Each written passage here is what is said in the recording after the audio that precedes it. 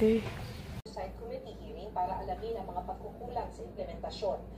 Napakarami pa rin pumipila sa mga politikos kung saan dahil nga napakaliit ng sinasagot ang bilet, which is not the UAC intended. Dapat nga may baba. Pinas at Amerika sa susunod na taon. Sinabi niya sa kanyang pagdalo sa Consular Ball ng Consular Corps of the Philippines sa Batangas City, kung saan 700 membro ng diplomatic community ang nagtipon-tipon. Mag-refill tayo.